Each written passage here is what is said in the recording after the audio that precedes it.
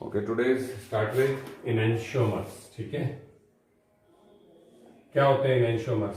कल ये टॉपिक रह गया, उसी को दोबारा बताता हूँ। कल मैंने ऑप्टिकल एक्टिविटी बताई थी आप बच्चों को। ऑप्टिकल एक्टिविटी का मतलब जो प्लेन पोलराइज लाइट को आइदर क्लॉकवाइज डायरेक्शन में या आइदर एंटी क्लॉकवाइज डायरेक्शन में रोटेट कर सकते हैं, उन कंपाउंड को ऑप्टिकली एक्टिव कहते हैं और इस फिनोमेना को ऑप्टिकल एक्टिविटी कहते हैं। ठीक है जी। लेकिन अब मैंने आपको बताया था कि ऑप्टिकल एक्टिव कोई है या ऑप्टिकल एक्टिव कोई नहीं है, ये आप कैसे बताओगे? तो उसके लिए मैंने कल आपको दो बताई थी बातें। एक तो उसके पास किरेल कार्बन होना चाहिए, जैसे मेरे बच्चों ने कल एग्जाम्पल किया था 2 ब्रोमो और उसके बाद में ब्यूटेन, है ना, इसकी बात करते हैं। और आपने इस 2 ब्रोमो ब्यूटेन के अंदर किरेल कार्बन की बात की थी। ठीक है जी, किरेल कार्बन है या नहीं है? तो फर्स्ट ऑफ ऑल तो सबसे पहले ये किरेल कार्बन है। ठीक है जी। और किरेल कार्बन की अगर आप लोग बात करते हो तो किरेल कार्बन के साथ साथ एक शर्त और बताई थी कि ये एसिमेट्रिक होना चाहिए। और उसके लिए मैंने मेरे बच्चों को कहा था अगर एसिमेट्रिक बताना है तो आप उसका मिरर इमेज बना लीजिए ना। अगर मिरर इमेज एक दूसरे पर सुपर इम्पोज नहीं होते तो हम ये कह देंगे किरेल है और साथ में साथ एसिमेट्रिक भी है। और अब ये जो दो फॉर्म्स बनी हैं इनमें से मैं कह दूंगा सर एक डी फॉर्म है और एक एल फॉर्म है। मतलब मैं ये तो बता सकता हूं कि which compound is optically active, लेकिन मैं ये नहीं बता सकता which one is D form and which one is L form. तो मतलब अगर आप इसको एल लिख दोगे, अगर आप इसको डी लिख दोगे तो कोई फर्क नहीं पड़ने वाला। तो प्रैक्टिकली ही पॉसिबल है या पोलैरिमीटर के हेल्प से ही पॉसिबल है कौन डेक्स्ट्रो रोटेटरी है कौन लीवो रोटेटरी। पर आज किसी ने मेरे से पूछ लिया कि 2 bromo butane is optically active और नॉट, तो क्या आप बता सकते हो कि yes sir it is optically active, है ना?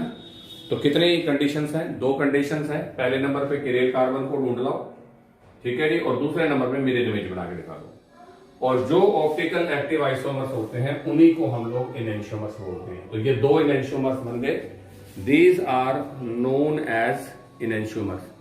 और ये कल अपना रह गया था, तो दोबारा सुन लो। Compound with chiral carbon can show optical activity and their mirror images are not superimposable on each other and these mirror images are known as enantiomers. इन्हीं को ही हम लोग इनएंशियोमर्स बोलते हैं। तो ये टॉपिक आप लोगों का था।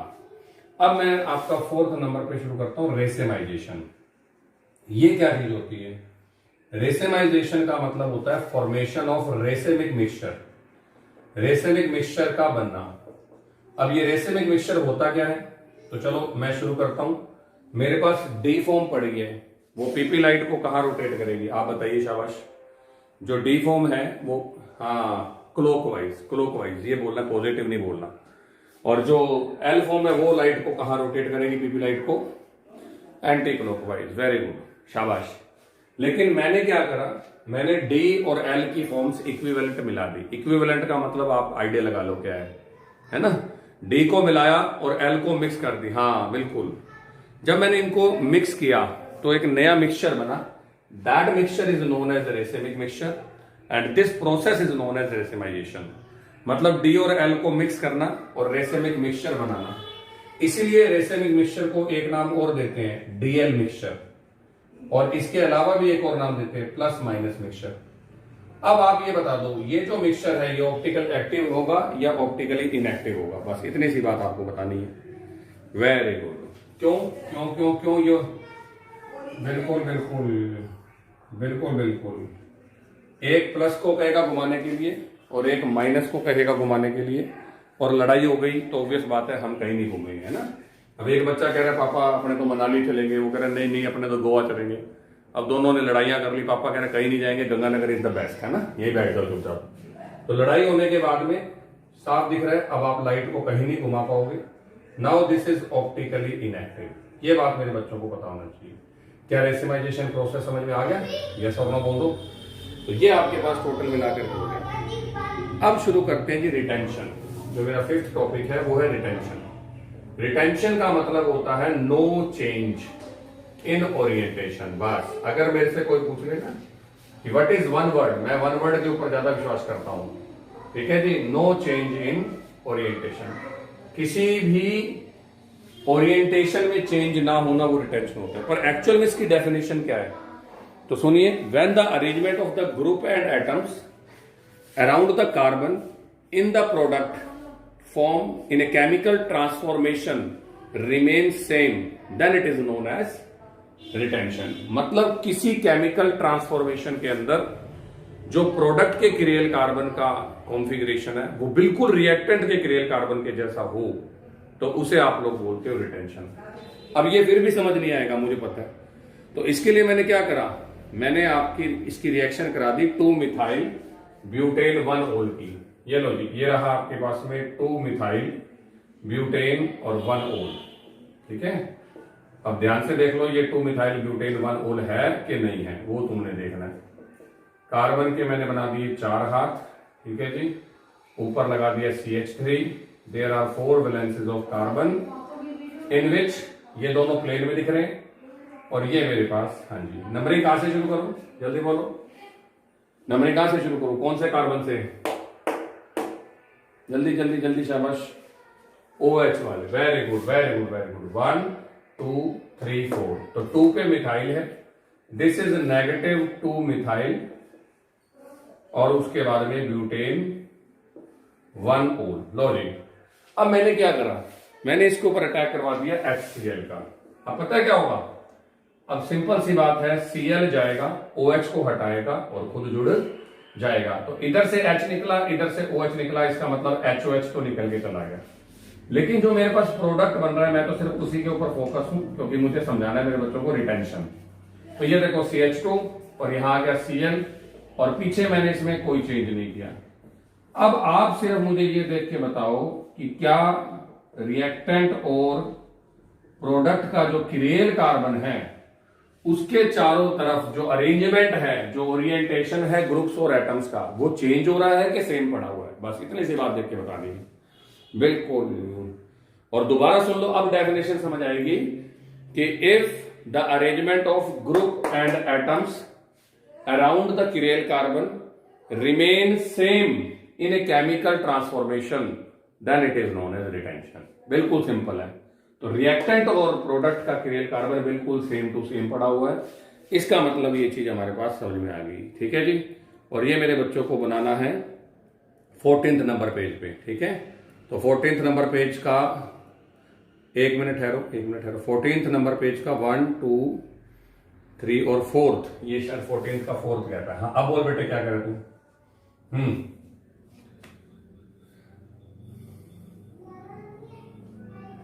तो मेरे बच्चे, मैं तेरे को ओरिएंटेशन देखने के लिए कह रहा हूं, ग्रुप और एटम्स की, और तू ग्रुप और एटम्स को देख रहा है। देख, फर्क आ गया ना तेरी और मेरी वर्डिंग में। मैं कह रहा हूं what is the orientation of group and atoms around the chiral carbon. तो जवाब है सर, इट इज सिमिलर। मैंने कब कहा कि ग्रुप और एटम्स को देखना है, उनकी अरेंजमेंट या ओरिएंटेशन को देखना है। तो no change in the orientation.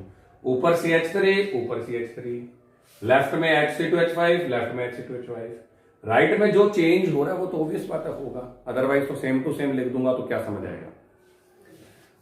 इसके बाद अगला टॉपिक आता है इन्वर्जन, लास्ट 6th नंबर पे।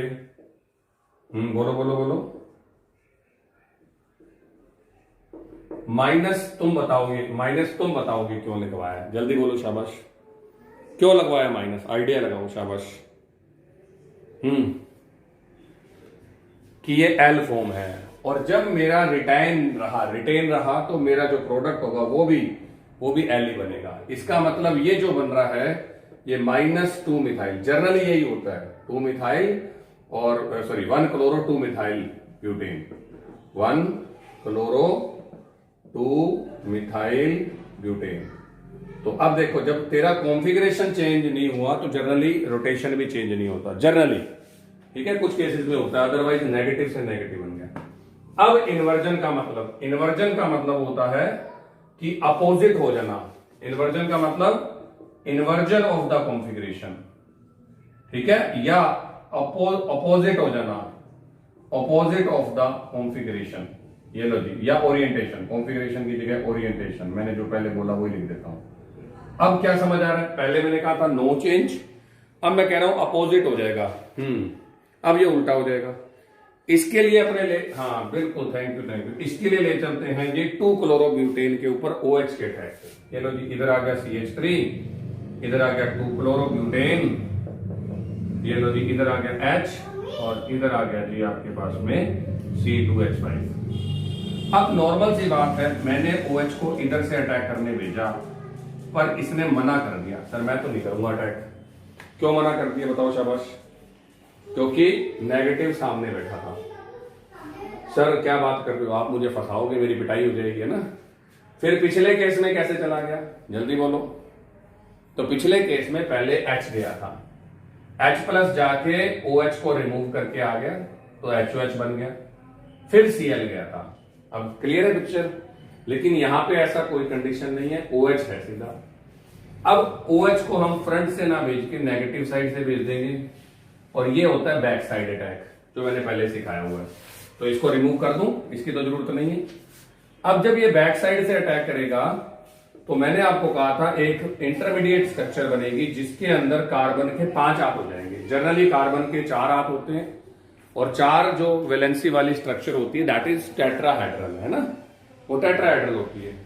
लेकिन अब क्या हो रहा है मेरे बच्चे, जल्दी बोलो शाबाश। अब हो रहा है कि सर कार्बन के पास अगर आप देखोगे तो 5 हाथ हो गए। 5 हाथ वाली जो शेप होती है वो होती है TBP, that is trigonal bipyramidal. ऊपर हो गया CH3, क्योंकि ये OH इधर आया तो ऑटोमेटिकली है ये C2H5 इधर चला गया, और H नीचे की साइड हो गया। लास्ट में क्या होगा, Cl रिमूव हो जाएगा, क्योंकि इस कंडीशन को अगर आप देखते हो तो OH कनेक्ट होता जा रहा है और Cl रिमूव होता जा रहा है। ऊपर ओवरऑल मैंने नेगेटिव लगा दी। ये नेगेटिव कैसे आया, थोड़ा बताओ मेरे को शाबाश। बताना पड़ता है मेरे बेटे। बिल्कुल, ये OH नेगेटिव लेके आया था, वही नेगेटिव है, ठीक है। बाकी जो बोल रहा है मुझे समझ नहीं आ रहा, H वाली बात, ठीक है जी। तो OH अपने साथ नेगेटिव लाया था, इसीलिए ये बन गई मेरी TBP स्ट्रक्चर, ट्राइगोनल बाइपिरामिडल, और this is the transition state. और ट्रांजिशन स्टेट के बारे में और क्या बताया था कि ये स्टेबल होती है कि अनस्टेबल होती है? Highly unstable, very good, highly unstable होती है। अब ये फटाक से Cl को रिमूव कर लेगा। जैसे Cl रिमूव होगा तो अब आप कॉन्फ़िगरेशन देखो और मुझसे जवाब मांगो कि सर क्या दिख रहा है जी, और मुझे बताओ जी आपको क्या दिख रहा है। कॉन्फ़िगरेशन सेम टू सेम मिल गया, या कोई चेंज हो रहा है, या कोई चेंज नहीं हो रहा है? बताइए जी। Now this is the chiral carbon, now this is the chiral carbon. क्या ये और ये सेम टू सेम है या मिरर इमेज दिख रहे हैं? जल्दी बोलो, मिरर इमेज दिख रहे हैं। अगर ये मिरर इमेज है तो इसका मतलब ये इसका इन्वर्ट हो गया। इन्वर्ट होने को ही हमने नाम दिया था इन्वर्जन, ठीक है। तो पहले तो ये समझ आना चाहिए कि रिटेंशन और इन्वर्जन होता क्या है, बाद में इनको अपने इंप्लीमेंट कर देंगे। तो नाउ मैं ये कह सकता हूं कि अगर वो +2 क्लोरोब्यूटेन है तो ये -ब्यूटेन 2 है, कह सकता हूं ये बात। क्यों? क्योंकि आपका पहले कॉन्फ़िगरेशन ऐसा था और अब ऐसा है। और मिरर इमेज में अभी बता के हटाऊं, अगर एक D फॉर्म है तो दूसरी क्या होगी? जल्दी बोली शाबाश, L फॉर्म होगी, ठीक है। Now it is clear from the above topic that the SN reactions can proceed via 3 हाँ जी type of steps. The first one is retention, the second one is inversion and the third one is racemization. अब सुनना कैसे? मान लीजिए मेरे पास यहां पे कोई ग्रुप लगा हुआ है A, यहां पे X लगा हुआ है, और पीछे की साइड मान लीजिए मैंने जोड़ दिया H, और इस साइड मैंने जोड़ दिया कोई ग्रुप लीजिए, मान लीजिए कोई भी B, ये मेरे पास है, ओके। अब इसके ऊपर मैं अटैक करवा रहा हूं Y का। सोच के देखो जी, अगर ये रिटेंशन हो रहा है तो व्हाट विल हैपन? जल्दी बोलिए शाबाश। ऊपर आ जाएगा A, X की जगह आ जाएगा Y आ जाएगा, वेरी गुड। H आपके पास में, हाँ जी H आपके पास में सेम जगह पे C2H5 भी। This is my product A। ये मान लेते हैं मेरा प्रोडक्ट A है, इसका कोई भी रोटेशन मान लो, चाहे डेक्स्ट्रो चाहे लीवो, वो तुम्हारी मर्जी पे है। लेकिन अगर ये इन्वर्जन हुआ, if it is carried out by inversion, plus Y कर रहा हूं। इन्वर्जन में आपको बता दिया ये अटैक कहां से होगा, पीछे से। जब पीछे से अटैक होगा तो ऊपर आ गया ए, इस साइड पे आ गया वाई, एच लेफ्ट की जगह पहुंच गया राइट में, और बी जो ग्रुप है वो भी आपका लेफ्ट की जगह पहुंच गया राइट में। ये लो जी बी ग्रुप साफ दिख रहा है। इसका कॉन्फ़िगरेशन और इसका कॉन्फ़िगरेशन एक दूसरे के अपोजिट है, पर मैंने इसको मान लिया बी। अब तीसरा स्टेप है रेसेमाइजेशन। जब कोई चीज रेसेमाइजेशन बनाएगी या रेसेमिक मिक्सचर बनाएगी तो मजेदार बात है कि डी भी बनेगा और एल भी बनेगा। तो आराम से देख के बताओ ए और बी को आराम से देख के बताओ, क्या ये दोनों एंटियोमर्स हैं या मुझे नीचे बनाने पड़ेंगे? जल्दी बोलो, शाबाश। बिल्कुल। तो अगर आज कोई रिएक्शन रेसेमाइजेशन के थ्रू हो रही है तो वो कह रही है मैं ए भी बनाऊंगी और बी भी बनाऊंगी, और साफ दिख रहा है कि A and B are mirror images of each other. ऊपर ए इधर राइट में, वाई इधर लेफ्ट में, तो ये मिरर इमेज है और ये एंटियोमर्स है। तो ये आपके आएगा 15 के सेकंड गैप में जो आपने बनाना है, सिर्फ समझाने के लिए कि ऐसे रिएक्शन होती है। तो एसएन रिएक्शन में आइदर रिटेंशन होगा या इन्वर्जन होगा और या रेसेमाइजेशन होगा। ओके, तो इट इज क्लियर। अब शुरू करते हैं जी हेलो एरीन्स के अंदर ऑप्टिकल आइसोमेरिज्म या हेलो एल्केन्स के अंदर ऑप्टिकल आइसोमेरिज्म। तो अब now the next topic is optical isomerism in haloalkanes यानी कि स्टीरियो केमिस्ट्री। अब किसी ने मुझे सबसे पहले पूछा सर SN1 रिएक्शन के लिए बताओ। हाँ जी बोलो, क्या कह रहे हो बेटे?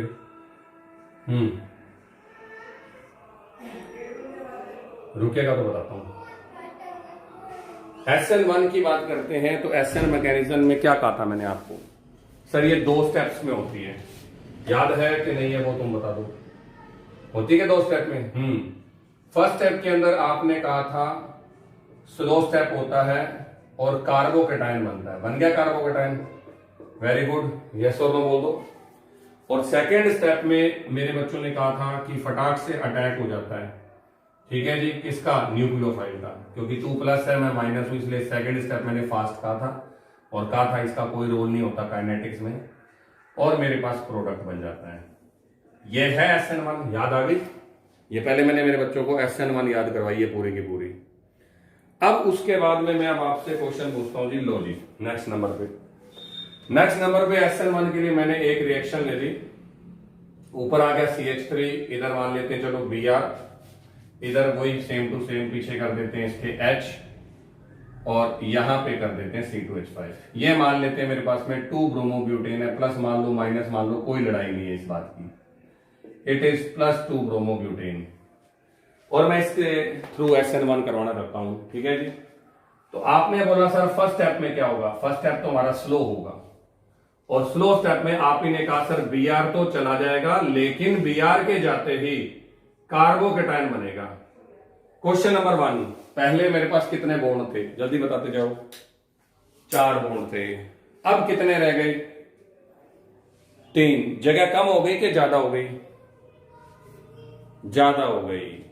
4 वाले की शेप होती है टेट्राहेड्रल, और 3 वाले की शेप सारे बच्चों को पता है। और देखो ध्यान से, बिल्कुल प्लेनर ट्राइगोनल। तो ये प्लेनर ट्राइगोनल है जिसमें ऊपर CH3 लिख देते हैं, इधर C2H5 लिख देते हैं और इधर H लिख देते हैं। Now it is planar trigonal carbocation. पूरा लिख रहा हूं तुम्हारे लिए। ठीक है जी, मेरे पास कार्बोकेटाइन बन गया। सेकेंड स्टेप में न्यूक्लियोफाइल आएगा। चलो जी बताइए जी, कहां से अटैक करेगा? लेफ्ट से करेगा कि राइट से करेगा? Simple question. अब सेकंड स्टेप में न्यूक्लियोफाइल है वहां पे, जल्दी बोलो। कहां से करेगा? नहीं बताओ, तुम बताओ सोच के। चलो ये बताएगा विशेष सामने से क्यों करेगा, इधर से क्यों नहीं कर सकता? थोड़ा मुझे भी बता दे। ये ले, मैंने सेकंड स्टेप में तेरे लिए अलग से लिख दिया बिल्कुल इसको, ये देख, क्योंकि हाँ बिल्कुल बिल्कुल। तो क्वेश्चन नंबर 1 ये है कि क्या मेरे मिक्सचर में सिर्फ एक ही कार्बोकेटाइन पड़ा है? कभी भी रिएक्शन करवाते हो तो एक ही रिएक्टेंट डाला जाता है, एक हाँ जी RH डालते हैं, एक NU डालते हैं, या वहां बहुत सारे NU है और बहुत सारे कार्बोकेटाइन है? जल्दी बोलो। बिल्कुल और क्योंकि मेरे पास यहां पर साफ दिख रहा है कि Br के जाते ही प्लेनर ट्राइगोनल हो गया और प्लेनर ट्राइगोनल से जगह ज्यादा हो गई, तो न्यूक्लियोफाइल के लिए ये इजी हो गया अटैक करना। वो कह रहे हैं सर हमारी तो मौजे बन गई, चाहे हम बैक से अटैक करें चाहे हम फ्रंट से करें। अब मेरे बच्चों को साफ दिख रहा होगा, अगर फ्रंट से अटैक होता है तो मेरे पास जो प्रोडक्ट आने वाला वो कैसा होगा, और अगर बैक से होता है तो मेरे पास आने वाला कैसा होगा। जल्दी बोलिए, शाबाश। हो गया क्लियर? अब अगर यहां पे साफ दिख रहा है, ये बातें हो गई है ना, तो अब आप नेक्स्ट नंबर पे क्या करोगे, ऊपर आ गया CH3, इधर आकर के जुड़ गया न्यूक्लियोफाइल, जो भी था OH लिखना चाहो तो OH लिख देना, वो तुम्हारी मर्जी पे। पीछे रह गया आपका H और आगे की तरफ मैंने बना दिया C2H5। अब इस प्रोडक्ट A को आप ध्यान से देख के बताओ कि क्या ये मेरे रिएक्टेंट के कॉन्फ़िगरेशन के जैसा है कि डिफरेंट है। जल्दी बोलो। सेम है, तो ये चीज बनेगी। लेकिन उसके बाद अगर मैं इधर आ जाऊं तो क्या होगा, इधर आते ही ऊपर तो CH3 है, न्यूक्लियोफाइल ने अपनी जगह बदल ली, ये रहा H, ठीक है जी, और ये रहा C2H5। अब ये है मेरे पास में product B, now it is B। अगर मैं B को देखता हूं तो क्या इसका कॉन्फ़िगरेशन सेम है कि डिफरेंट है? जल्दी बोलो। बिल्कुल बदला हुआ है, बिल्कुल बदला हुआ है, ठीक है। तो मतलब मेरे को ये इन्वर्जन प्रोडक्ट मिला। पर जब SN1 रिएक्शन होती है तो SN1 रिएक्शन में सबसे पहले कार्बोकेटायन बनता है। अगर कार्बोकेटायन, नॉर्मल सी बात है, देखते हो तो उस पर दोनों जगह खाली होती है, और दोनों जगह जब खाली होती है तो न्यूक्लियोफाइल दोनों जगह से अटैक करता है। अब A और B को देखो, now A and B are enantiomers. ये लाइन सही है कि गलत है, ये तुम देख के बता दो। इनेंशियोमर का मतलब क्या, ये मिरर इमेजेस है। तो अगर उसको मैं D मान लेता हूं, अगर मैं इसको D मान लेता हूं, तो क्या ये एल फॉर्म होगी? जल्दी बोलिए। तो जब चेक कर रहे हो आप लोग तो SN1 के अंदर D फॉर्म भी बन रही है, एल फॉर्म भी बन रही है। तो इससे क्लियर क्या होता है कि SN1 जो रिएक्शंस हैं दे विल प्रोसीड वाया, हाँ जी, रेसेमाइजेशन। ठीक है जी, ये किसके थ्रू आगे बढ़ती हैं? रेसेमाइजेशन। बिल्कुल, इनमें रेसेमाइजेशन ही होता है। अकेला इन्वर्जन और अकेला रिटेंशन पॉसिबल ही नहीं है। कोई कह दे SN1 में इन्वर्जन होता है, हाँ होता है, मैं कब मना कर रहा हूं, होता है। SN1 में रिटेंशन होता है, हाँ होता है, पर एक्चुअल में ये साथ साथ होता है, इसलिए वहां पर रेसेमिक मिक्सचर बनता है। Very good, very good, very good, very good.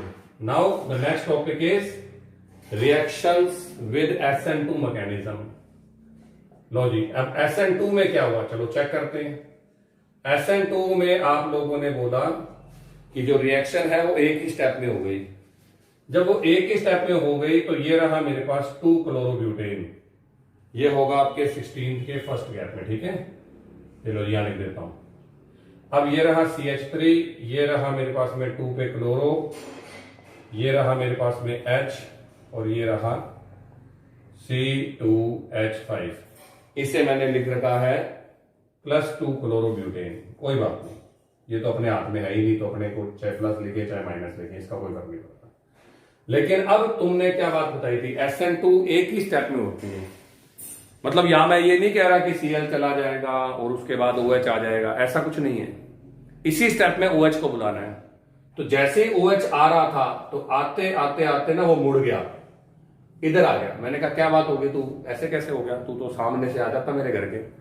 कहता कैसे आ जाता, आगे आपने पहरेदार बिठा रखे हैं, क्योंकि तू भी माइनस और मैं भी माइनस। और ये बात मैं आपको कई बार बता चुका हूं। इसीलिए SN1 में, SN2 में न्यूक्लियोफाइल कभी भी फ्रंट से अटैक नहीं करता, और इस अटैक को मैंने नाम भी दिया था बैक साइड अटैक। अब OH ने अटैक करना है बैक साइड से, और अभी 2 मिनट पहले बना के आया था, और अब दोबारा से बना देता हूं TBP स्ट्रक्चर। अब मेरे पास साफ दिख रहा है, कार्बन के पास बॉन्डिंग एक्स्ट्रा हो जाएगी। पहले 4 से 3 बने थे SN1 में, यहां 4 से 5 हो रहे हैं, और साफ दिख रहा है ऊपर की साइड हो जाएगा CH3, ये इधर घूम के चला गया C2H5, और ये चला गया H। ये मेरे पास है TBP। ट्राइगोनल बाइपिरामिडल, या इसको बोल सकते हैं ट्रांजिशन स्टेट। और ट्रांजिशन स्टेट साफ दिख रहा है, अनस्टेबल है, क्योंकि कार्बन के ऊपर 5 हाथ हैं। बिल्कुल, कार्बन कहता है यार मेरे तो 4 ही बॉन्ड थे, मुझे तुमने रावण बना दिया, देखो, है ना, अब मैं अनस्टेबल हूं। और इसलिए फटाक से, हाँ जी, क्या हो गया, माइनस कर देगा Cl को, जा भाई तू तेरे घर जा। लेकिन Cl गया कहां से, फ्रंट से, यानी कि राइट साइड से, लेकिन OH जुड़ा कहां पे, तो जाकर के आप जब, हाँ, पीछे वाली साइड। अब अगर आप जाकर के इसको चेक करोगे तो आपको जस्ट अपोजिट कॉन्फ़िगरेशन दिखेगा आपके रिएक्टेंट का, और इसी को ही हम लोग क्या बोलते हैं, इन्वर्जन। इसलिए मैंने कहा था अगर वो प्लस है तो मैं इसको माइनस लिख सकता हूं, 2 ब्यूटेन, क्योंकि ये इसका मिरर इमेज दिख रहा है मुझे, इसको छोड़ करके कहीं कल को मैच करते फिर, तो ये इन्वर्जन है, ठीक है। और जो मेन क्वेश्चन है वो यही बनता है कि SN2 में इन्वर्जन क्यों होता है, तो बच्चा बताता है क्योंकि SN2 एक स्टेप में होती है। अब बच्चा घर जाके चेक कर रहा होता है, यार मास्टर जी तो झूठ बोल रहे हैं, ये तो 2 स्टेप हो रहे हैं, 1 and 1 2। तो ये जो मैंने आपको बना के दिखाया है, इसको बनाने की जरूरत नहीं थी, ये तो ट्रांजिशन स्टेट थी, पर आपको एक्सप्लेन करने के लिए मैंने इसको बना के दिखाया। एक्चुअल में फटाक से OH जुड़ जाता है और फटाक से Cl निकल जाता है, इतना नहीं सोचना होता। तो ये आपके पास टोटल मिला करके पूरी मैकेनिज्म होगी, और हेलो एल्केन मेरे हिसाब से यहां खत्म हो गया, ठीक है, हेलो एल्केन खत्म। तो अब आपके पास जो अगला टॉपिक शुरू होता है दैट इज हेलो एरीन। क्या होते हैं हेलो एरीन, तो अगर मैं बेंजीन के H को रिमूव करके हेलोजन को लगा दूं तो उनको बोलते हैं हेलो एरीन, ठीक है। X का मतलब फ्लोरो है तो फ्लोरोबेंजीन, क्लोरो है तो क्लोरोबेंजीन, ब्रोमो है तो ब्रोमोबेंजीन, और आइडो है तो आइडोबेंजीन। तो यह आएगा 16 के सेकंड में, इसको बना के दिखाओगे। It is benzene and it is halobenzene, और सारी दुनिया को पता है कि X का मतलब क्या है, तो लिख देना X बराबर फ्लोरो, क्लोरो, ब्रोमो या आइडो, ठीक है। अब इसके बाद आता है नोमेनक्लेचर। नोमेनक्लेचर के अंदर कोई इतनी बड़ी बात नहीं है, ठीक है। अब नोमेनक्लेचर के अंदर सिर्फ कॉमन नेम और IUPAC में डिफरेंस डालना है, जो मुझे मेरे बच्चों को समझाना है वो यही है। तो 16 के थर्ड गैप में चलते हैं नोमेनक्लेचर पे। अगर आज बेंजीन की टांट के ऊपर आ गया क्लोरो तो क्या नाम बताना मुश्किल है, अगर आ गया ब्रोमो तो क्या नाम बताना मुश्किल है, अगर आ गया आइडो तो क्या नाम बताना मुश्किल है, तो जवाब है नो सर। इसका नाम है क्लोरोबेंजीन, बताने की जरूरत नहीं है। इसका नाम क्या है, क्लोरोबेंजीन या 3 क्लोरोबेंजीन, शाबाश। और सॉरी ब्रोमोबेंजीन के 3 ब्रोमोबेंजीन, शाबाश। क्योंकि बेंजीन की पहली पोजीशन सेम होती है, वो कहीं पर भी बैठ सकता है, तो पहली पोजीशन के लिए कोई लड़ाई नहीं है, चाहे फ्लोरीन को कहीं भी बिठा देना, वो तुम्हारी मर्जी पे डिपेंड है। ये लो जी, तो ये आ गया फ्लोरोबेंजीन, ठीक है, ये मेरा पहला टॉपिक था। लेकिन अब आता है जी सब्स्टिट्यूशन। सब्स्टिट्यूशन का मतलब इसी के साथ ही चल रहा है। अगर एक से ज्यादा आ जाए तो क्या होगा, तो सुनो, एक से ज्यादा के अंदर मेरे पास 3 पोजीशन है। पहला क्लोरो अगर यहां बैठ गया या कहीं पर भी बैठ गया तो सिर्फ मेरे पास टोटल मिलाकर के 3 पोजीशंस है। इसको 1 मान लो, तो एक तो ये वाली 1 2, एक ये वाली 1 3 और एक ये वाली 1 4, तो टोटल 3 पोजीशंस होती है, 1 2 1 3 और 1 4। लेकिन बच्चा क्या कहता है, ऐसे ही ये देख 1 5 और ये देख 1 6, क्या 1 5 और 1 6 ठीक है, थोड़ा मुझे भी बताओ। नो सर, क्यों नहीं है, क्यों नहीं है ठीक। तो क्लियर कट बात है, 1 6 और 1 5 का मतलब एक ही बात है। लेकिन अब सुनो ध्यान से, जो मेरी 1 2 पोजीशन है, चाहे वो यहां 2 क्लोरीन बैठे हो, चाहे वो यहां 2 बैठे हो, चाहे वो कहीं पे भी 2 पास पास बैठे हो, तो उसे 1 2 बोलेंगे और वो होगी ऑर्थो, और ऑर्थो पोजीशन को O से दिखाया जाता है। अगर मैं 1 और 3 पे बैठा हूं तो उसे बोलते हैं जी आप लोग मेटा पोजीशन, और मेटा को दिखाते हैं M से। और अगर हम आमने सामने बैठे हैं, मैं बच्चों को बोलता हूं पैरों में पैरा, तो वो पैरा पोजीशन है। पर इसका मतलब ये नहीं है कि पैरों में दिखे, हो सकता है कि वो 1 और 4 यहां हो। तो ये बात मैं पहले ही बता देता हूं ताकि क्लियर हो जाए। अब नाम सुनिए और उसके बाद में डिसाइड कीजिए, ये आपकी नॉलेज के लिए। चलो यहां से शुरू करता हूं। ये रहा जी क्लोरो और ये रहा जी क्लोरो, ठीक है। इसका नाम है ऑर्थो डाई क्लोरोबेंजीन। सही बोल रहा हूं कि गलत बोल रहा हूं वो मेरे बच्चे बताएंगे। ऑर्थो डाई क्लोरोबेंजीन है कि नहीं है, बस जल्दी से विदाउट वेस्टिंग द टाइम। यही है। गलत वाला गलत है, जो गलत है बोल रहा है वो गलत है। 1-2 पोजीशन का मतलब ऑर्थो, और ये 1-2 ही है। इसको कोई और नंबरिंग अगर आप दे देते हो तो मैं मान जाऊं। तो जवाब है ये ऑर्थो ही है। जान करके बता रहा हूं, इसलिए जरूरी नहीं है कि यही 2 ऑर्थो। मैंने अभी थोड़ी देर पहले कहा था पास पास का मतलब ऑर्थो। अगर वो नीचे 2 पास पास होते तो भी ऑर्थो। तन्नू क्लियर हो गया अब तेरे को? जल्दी बोलो शाबाश।